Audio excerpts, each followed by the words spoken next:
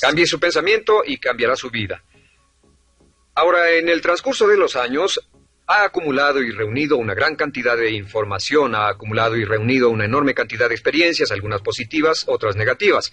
Cada una de ellas está almacenada, cada una de ellas tiene cierto efecto en lo que le está pasando ahora. Y al avanzar en este curso, le enseñaremos de manera sistemática cómo puede cambiar sus pensamientos y llevarlos a una correlación perfecta dentro con el tipo de vida exitosa, feliz, dinámica, vital y llena de alegría que desea usted tener en el exterior. Lo que la mente de un hombre puede concebir y creer es lo que la mente de un hombre puede lograr. Hablando de potencial humano, ¿alguna vez se han preguntado a qué se debe la gran disparidad de resultados y desempeño entre una persona y otra? Una persona que percibe $250,000 anuales no es 10 veces más astuta ni mejor que una persona que percibe $25,000 anuales. ¿Por qué la diferencia de 10 veces sus ingresos? Y si tomamos a una persona que percibe $2.5 millones al año, ¿será esa persona 100 veces mejor, más astuta que la persona que gana $250,000? Imposible. En un estudio reciente de coeficiente intelectual probaron a 1,000 personas de una cierta población y llegaron a la conclusión de que la mejor persona entre los 1,000 solo era 2,5 veces más astuta que la persona de menor coeficiente intelectual. Solo 2,5 veces la disparidad, y tal vez eso sea con toda la población. ¿A qué supone que se debe la diferencia? Al hablar de potencial humano, llegamos a una fórmula que deduje hace algunos años. Tal vez eso lo explique un poco. La fórmula comienza con lo que llamamos AI, o sea, atributos innatos, las cualidades, la inteligencia, la habilidad, el temperamento, cosas con las que se nace que no pueden cambiarse mucho. Además de los atributos adquiridos. Estos atributos son muy importantes, son su educación, su capacitación, sus capacidades, su experiencia, conocimiento, sabiduría, etc., multiplicado por A, que su actitud es igual al potencial humano individual o al desempeño humano individual o resultados individuales humanos. Ahora, de estos tres, los atributos innatos se traen desde el nacimiento. Los adquiridos pueden cambiarse, pero se necesita cierto tiempo para ello, aunque a veces cambiamos muy rápidamente. Cierta información valiosa puede cambiar dramáticamente su eficacia, pero las actitudes pueden aumentarse o disminuirse dramáticamente en segundos. Cada vez que mejoramos nuestra actitud, multiplicamos todas nuestras capacidades. Una actitud ha sido llamada acertadamente el lenguaje más importante del ser humano, la palabra más importante del idioma en el humano. Todo lo que hacemos en la vida, según un estudio en Harvard entre estudiantes ejecutivos, será en un 85% de actitudes. Un 85% de su éxito estará determinado por su actitud. Eso significa que está determinado por cuán positivo o cuánta actitud mental positiva se tenga. Las personas con actitudes mentales positivas tienden a avanzar más rápidamente, se mueven hacia la cima en organizaciones valiosas, ganan más dinero, sacan más satisfacción de la vida. Una actitud mental positiva no significa que baile por las calles y arroje flores. Solo significa que tome una actitud constructiva en general o se aproxime hacia su trabajo, su vida, sus problemas, relaciones, etc. Según el informe Cox de las empresas americanas, según la revista Success, un 85% o más de todo lo que se logra se debe a la actitud. Y la pregunta es, ¿de dónde vienen las actitudes? Las actitudes vienen de las expectativas. Muy simple, ya hablamos de eso. Y una forma muy poderosa de mejorar su actitud instantáneamente es decir, aunque no lo crea, pienso que algo maravilloso va a ocurrirme hoy. Como dijimos antes, nuestras expectativas sobre los desenlaces determinan nuestra actitud. Si espera que las cosas salgan bien, tendrá una actitud positiva. Si espera que salgan mal, tendrá una actitud negativa. Y lo maravilloso es que podemos fabricar nuestras expectativas. Podemos esperar lo que deseamos. Podemos esperar cosas buenas, cosas malas, y no nos decepcionaremos. ¿De dónde surgen nuestras expectativas? Nuestras expectativas surgen de nuestras creencias y de nuestros valores. Son el centro de los factores motivacionales de nuestra personalidad, nuestras creencias, y esto nos conduce a un entendimiento del potencial humano. Significa básicamente que nuestra actitud es una expresión externa de lo que está ocurriendo internamente, y esto es consistente con las leyes mentales. Con respecto a las creencias, cada uno de nosotros tiene muchas creencias en el fondo que los psicólogos llaman los conceptos propios. El concepto propio, o su descubrimiento, es considerado por muchos como el logro único y más importante para comprender el desempeño humano en el siglo XX. Yo estoy de acuerdo. El concepto propio es como, si queremos usar una analogía militar, el centro de mando. O si queremos usar una analogía técnica, es el programa central de su computadora básica. Es un grupo de creencias, valores, actitudes, sentimientos, ideas, etcétera, almacenadas en el fondo de nosotros y son el resultado de casi todas las experiencias que hemos tenido en la vida. Y algunos investigadores dicen que el concepto propio comienza a formarse aún antes del nacimiento, pero el concepto propio, una vez colocado, precede, predice y determina sus niveles de eficacia y desempeño en todas las áreas de nuestra vida. El concepto propio se convierte en el centro de mando o el programa maestro. El concepto propio de este grupo de creencias determina lo que dirá, lo que hará, cómo actuará, cómo se siente y reacciona, etc. ¿Qué significa esto? Significa que todas las mejoras en su vida externa, todos los cambios en su realidad comienzan con un cambio en su concepto propio. Les voy a explicar lo que significa. Esta es una gráfica muy simple. Hablamos de potencial humano y decimos que la persona promedio usa un 10% o menos de su potencial. Según investigaciones, tal vez es mucho menos. El Instituto Stanford Brain en Santa Clara, California, estima que tal vez se aproxime a un 2%. Seremos generosos y diremos que la persona promedio usa un 10%. Significa que en los mejores casos, la mayoría, como usted o yo, no usamos un 90% de nuestro potencial. Uno de los mejores filósofos, Oliver Wendell Holmes, dice que la tragedia de la persona promedio es que llegan a la tumba con su música aún por dentro. Aún están funcionando con mucho menos de su potencial total. Y esto es el potencial humano. Sabemos que existe una relación directa entre el potencial humano y el concepto propio. Pero como nuestros conceptos propios o nuestras estimaciones de nosotros mismos generalmente son mucho menores de lo que debieran ser, nuestro nivel de desempeño y eficacia también es menor. Sabemos que nuestro concepto propio es altamente subjetivo.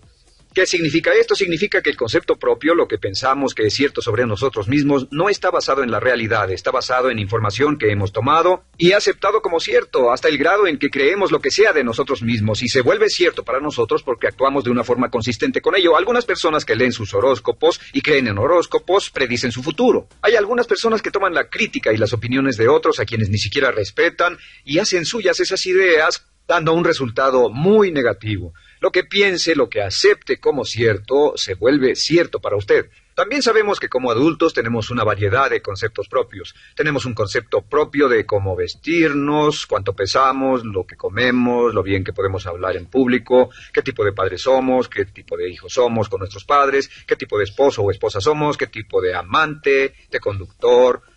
Lo interesante de manejar es que todos los hombres tienen un concepto muy positivo con respecto a esto. Las mujeres no entienden esto, pero los hombres nacen con un genio inherente para manejar. Todos los hombres son choferes excelentes. Si no lo creen, todo lo que tienen que hacer las mujeres que están viendo esto es pensar en la última vez que trataron de corregir la forma de conducir de un hombre y recordarán que no obtuvieron buenas respuestas. ¿Cómo respondemos ante alguien que desafía nuestro concepto propio, sugiriendo que no somos las personas que pensamos ser? Estamos a la defensiva, nos enfadamos, nos irritamos, es difícil que nos traten. Tenemos un concepto propio de lo creativos que somos, lo inteligentes, lo rápido que leemos, lo bueno que somos en los deportes, y si practicamos una gran variedad de ellos, tenemos un concepto propio para cada uno de ellos. Tenemos un concepto propio de lo bien que cocinamos, de lo bien que educamos a nuestros hijos, de lo bien que limpiamos nuestra casa, los autos que manejamos, etc. Y también de lo que valemos por lo que ganamos. Es muy interesante saber que nunca ganamos más del 10% de nuestro concepto propio en ingresos. Nuestro concepto propio determina nuestro nivel de ingresos. Este nivel de concepto propio se llama zona de confort. Y aunque queramos más dinero, veremos que la tendencia humana natural de todas las actitudes es luchar por lograr entrar a la zona de confort y luego quedarnos ahí. Si ganamos un 10% por encima de nuestro concepto propio de ingresos, tendremos una necesidad imperante de deshacernos de ese dinero. Lo donaremos, lo gastaremos en forma extravagante y hasta lo perderemos si recibimos demasiado. Las personas que ganan la lotería siempre están quebradas a los 2 o 3 años. Queman el dinero porque ese dinero está más allá de su concepto propio. Si gana 10% o menos de su nivel de concepto propio, se descubrirá luchando, trabajará más duro, más tiempo, pensará en forma más creativa, buscará diferentes formas para aumentar sus ingresos o sus segundos ingresos. La única forma de mejorar cualquier parte de su vida, incluyendo sus ingresos, es aumentando el nivel del concepto propio de sus ingresos, comenzando a pensar en usted como si estuviera ganando más dinero. Si quiere bajar de peso, la única forma en que podrá lograrlo es pensando en que está delgado. Piense en usted mismo como una persona más delgada. Si quiere volverse una persona más popular, más amorosa, más feliz o más sana, comience a pensar una y otra vez en esas cosas hasta que se vuelvan parte de su nuevo concepto propio. Hablaremos de eso más adelante. Es una parte esencial de la programación de su mente hacia el éxito. Su concepto propio global está determinado por el promedio de sus conceptos propios en las áreas que considere importantes. Ahora, su concepto propio está formado de 3 partes críticas. La primera parte del concepto propio es el ideal propio. El ideal propio es la persona que más desearía ser, es su idea de lo que constituye un ganador, es su visión ideal de lo mejor que puede ser usted. Nada más, una de las cosas que sabemos de las personas con éxito es que las personas con éxito tienen ideales propios muy claros, ideales claros de quién quieren ser en el futuro. Las que no tienen éxito tienen ideales muy vagos. El número 2 es la autoimagen. La autoimagen es como un retrato de cómo se ve a sí mismo y lo que piensa de sí mismo. La autoimagen es el espejo interno, es como se percibe a sí mismo ahora en su desempeño actual, en forma cotidiana. La tercera parte es su autoestima. Su autoestima es cómo se siente consigo mismo. Cómo se siente consigo mismo es la fuerza motriz, el motor, la fuerza poderosa dentro de su subconsciente. Es la fuerza de energía dentro de su concepto propio y determina casi todo lo que le pasa. La mejor definición de autoestima es cuánto se agrada a sí mismo. Cuánto se agrada a sí mismo como esposo, cuánto se agrada a sí mismo como empleado, cuánto se agrada a sí mismo como jefe, como inversionista, como orador profesional, como atleta, etcétera. Según se agrade a sí mismo, su nivel de autoestima, su sentimiento emocional global respecto a cualquier área de su vida, determina su desempeño y su eficacia en dicha área. Lo sorprendente es que se convierte en lo que piensa, su concepto propio es maleable, su autoestima puede formarse repitiendo una y otra vez, me agrada mi persona, me agrada mi persona, me agrada mi persona. Me agrada mi persona, me agrada mi persona, me agrada mi persona. Entre más se repita, me agrada mi persona, me agrada mi persona. Entre más lo repita una y otra vez, más crecerá su autoestima y entre más crezca su autoestima, más crecerá su concepto propio global. Cuando crezca su concepto propio global, su desempeño será mejor en todo lo demás que emprenda. Cada vez que diga, me agrada mi persona, me agrada mi persona, me agrada mi persona, me agrada mi persona, me agrada, será como bombearse psicológicamente. Todo lo que pase que haga que su autoestima suba, hará que se comporte mejor. Todo lo que haga que su autoestima baje, hará que se comporte peor, que cometa errores, que sea infeliz, etcétera. Un punto crítico de agradarse a sí mismo, sobre autoestima y agradarse a sí mismo, es que, número 1, nunca puede querer a nadie más de lo que se quiere a sí mismo. Que su nivel de autoestima es determinante de la calidad de relaciones que tenga con los demás. Y número 2, es que nunca puede esperar que nadie más lo quiera o respete más de lo que se respeta a sí mismo. Cuanto se agrade o se respete a sí mismo, determina sus actitudes hacia usted. Todas las escuelas de psicología actualmente están de acuerdo en el hecho de que depende de lo que usted realmente se quiera y se respete a sí mismo como un ser humano valioso e importante, tiene efecto sobre todo lo que le pase. Cuánto se agrade a sí mismo y lo que puede hacer es mejorar su autoestima diciendo me agrada mi persona, me agrada mi persona, me agrada mi persona, me agrada mi persona. Y esto nos lleva a la pregunta ¿de dónde viene el concepto de autoestima?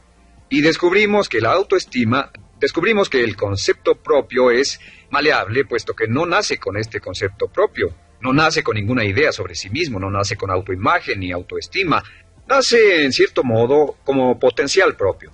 Es la mejor forma de plantearlo. La persona promedio llega al mundo como potencial puro y no tiene el concepto propio de que todo lo que es ahora, todo sentimiento que tiene, toda actitud o valor, tuvo que aprenderlo en el transcurso de su vida.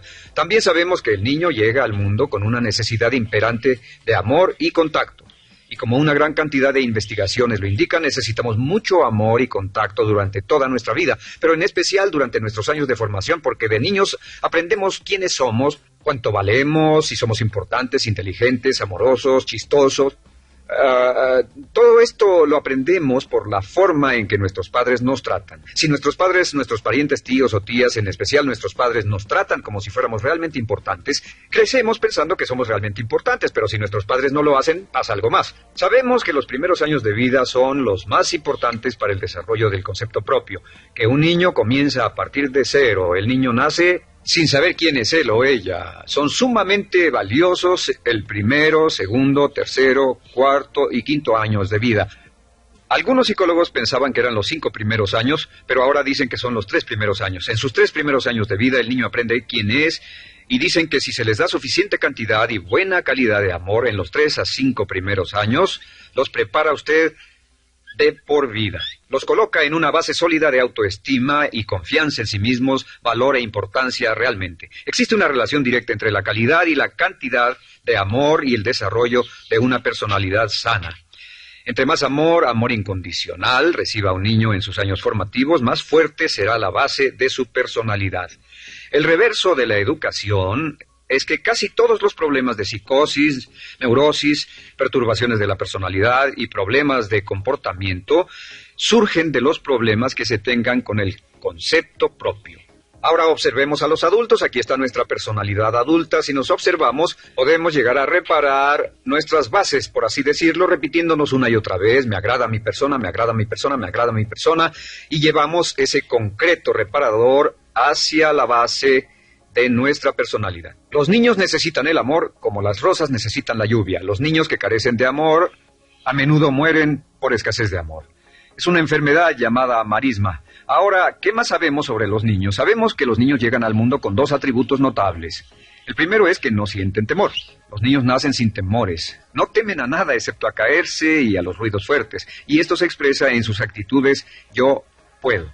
Los niños llegan al mundo pensando que pueden hacer cualquier cosa, y quien haya criado a un niño hasta la edad de 3, 4 o 5 años sabe que debe pasar esos primeros años evitando que se maten, porque son como pilotos japoneses, porque no le tienen miedo a nada. Su segundo atributo es que llegan al mundo totalmente espontáneos.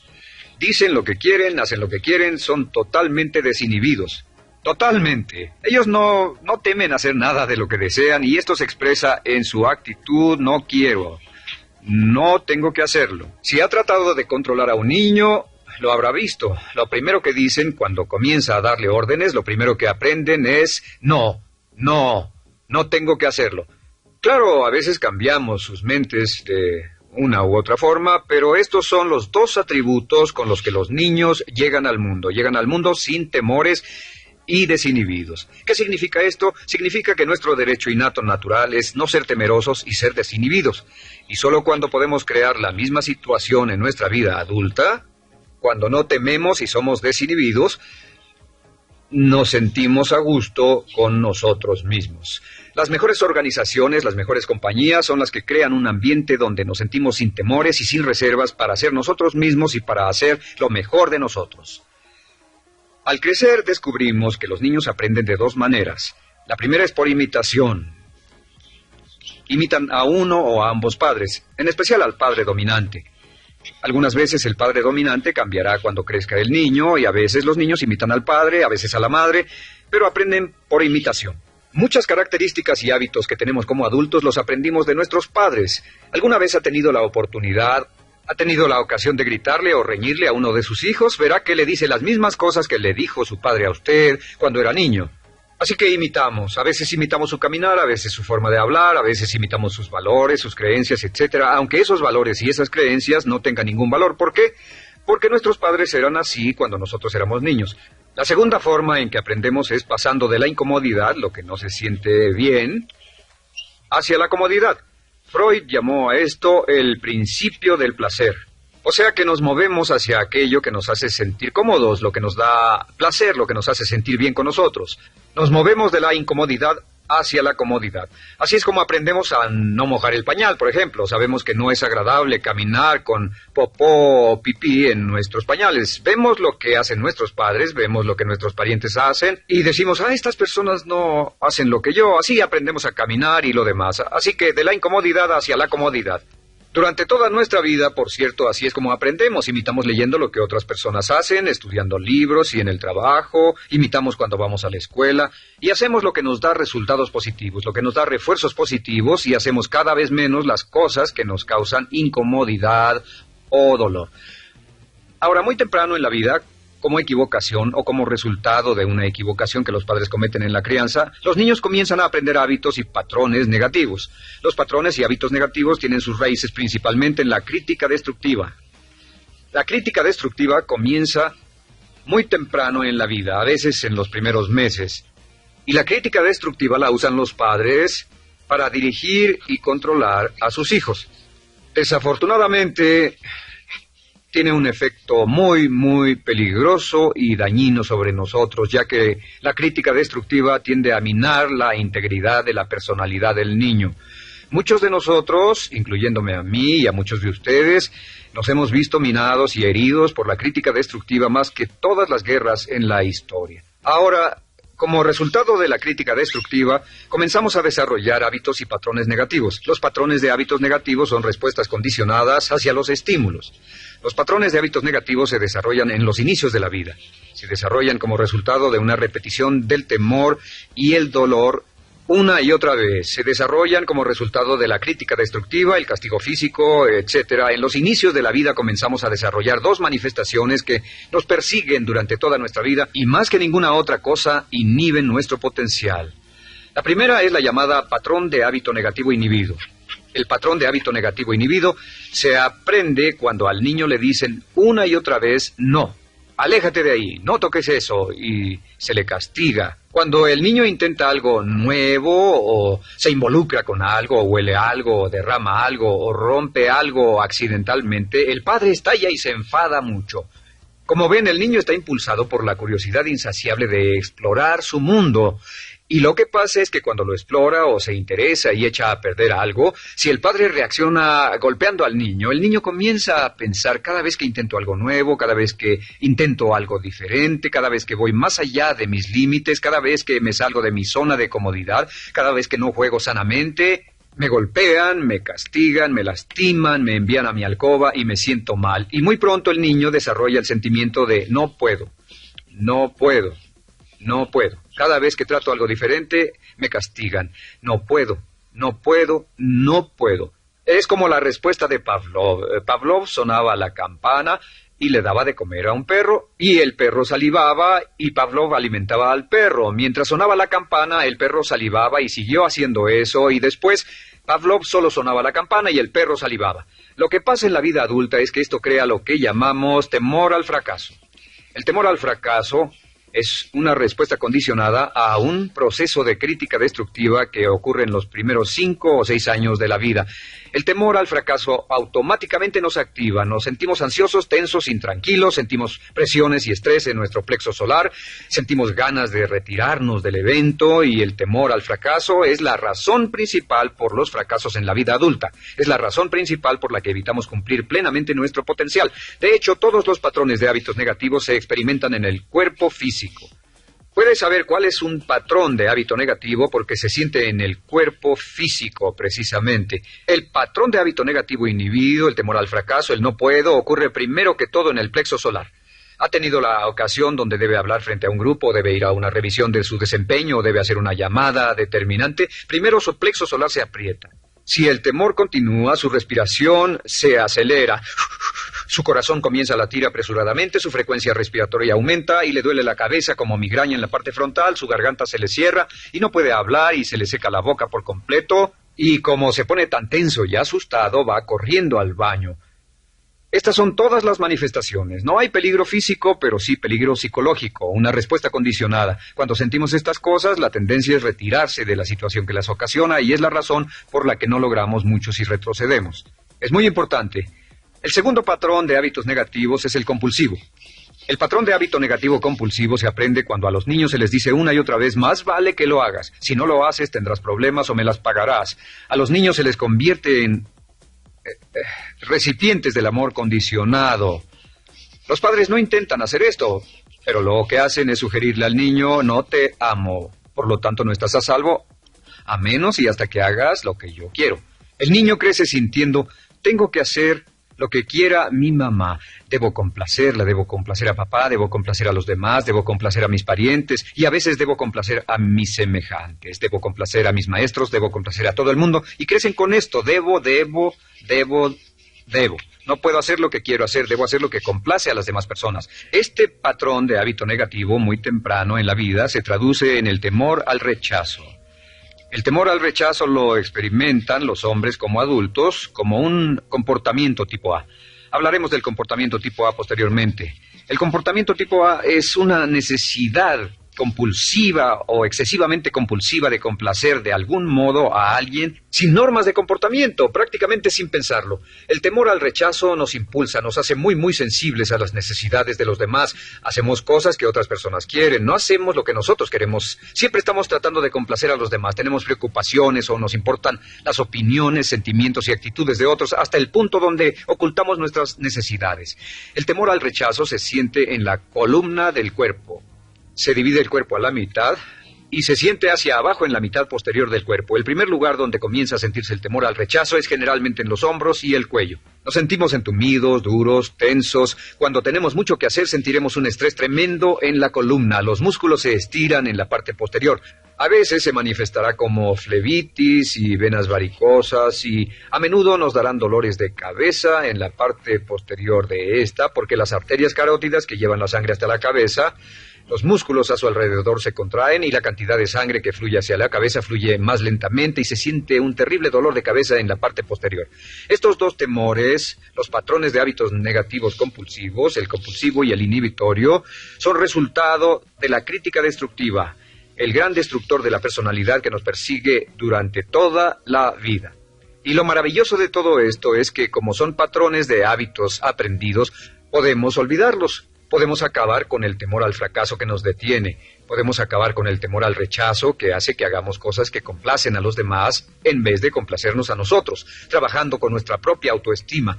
Porque existe una relación inversa entre la autoestima y el patrón de hábitos negativos. Porque entre más se agrade a sí mismo, menos teme al fracaso. Entre más se agrade a sí mismo, menos teme al rechazo. Entre más se agrade a sí mismo, menos temerá a cualquier cosa. Y si sigue repitiendo, me agrada mi persona, me agrada mi persona, me agrada mi persona una y otra vez, si sigue diciendo esto, con el tiempo su autoestima sube más y más y más y más, y sus temores, desde luego, bajan. Cuando su autoestima sube, sus temores van en dirección opuesta. Ahora, ¿cómo enfrentar la crítica destructiva si debe criticar a otras personas? Pues eso es muy simple. Muchos padres nos han preguntado eso. ¿Cómo se controla a los niños? Una de las claves para controlar a los niños es dirigirlos para que hagan algo constructivo en lugar de hacer algo destructivo. Otra cosa que debe recordarse es que lo que quiere hacer es que quiere dar una crítica informativa, crítica constructiva, lo que significa que se les dice a los niños lo que pueden hacer o a los adultos lo que pueden hacer mejor. Todo el propósito de dar retroalimentación de cualquier tipo es mejorar el desempeño. Si es padre o si es jefe o si es una persona en una relación, si una persona está haciendo algo malo o inadecuado, todo el propósito de darles cualquier tipo de retroalimentación es para que puedan hacerlo mejor. Sin embargo, existe una relación directa entre la autoestima y la crítica destructiva. Cada vez que se critica a una persona, su autoestima baja. Y cada vez que su autoestima baja, su habilidad para desempeñarse baja. Si critica a una persona en forma destructiva demasiado tiempo, llegará a un punto donde no intentarán nada. Se convierte en lo que llamamos hipersensible. Un adulto hipersensible es aquel que no puede aceptar críticas de nadie. Un adulto hipersensible es una persona que está muy tensa, ansiosa, si siquiera sugiere que no está haciendo lo correcto. Si trata con un adulto hipersensible, la clave es sentarlo y recordar 4 cosas. Número 1, comenzar con alabanzas. Número 2, proteja la autoestima de la persona a toda costa. Número 3, discuta el desempeño y no a la persona. Hable del comportamiento más que de la persona. Y número 4 es enfocarse hacia el futuro en vez de en el pasado. Enfóquese hacia lo que va a hacerse en forma diferente en el futuro en vez de lo que pasó en el pasado. ¿Por qué? Una razón muy simple, porque una persona no puede controlar el pasado. Al no poder controlar el pasado, cualquier crítica de lo que han hecho en el pasado les da un estrés tremendo y frustración. Así que, en resumen, la clave del éxito en la vida es una actitud mental positiva. Una actitud mental positiva se basa en expectativas de éxito, de una serie de expectativas positivas.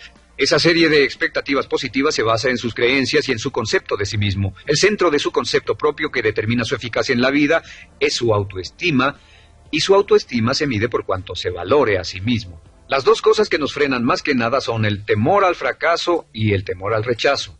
Y uno de nuestros secretos centrales de éxito es este: conviértase en un organismo generador de autoestima perpetua. Haga continuamente cosas para usted mismo, hacia sí mismo en su vida, que hagan que se agrade a sí mismo, que se ame, que se acepte, que se respete, que hagan que se sienta fantástico con usted mismo.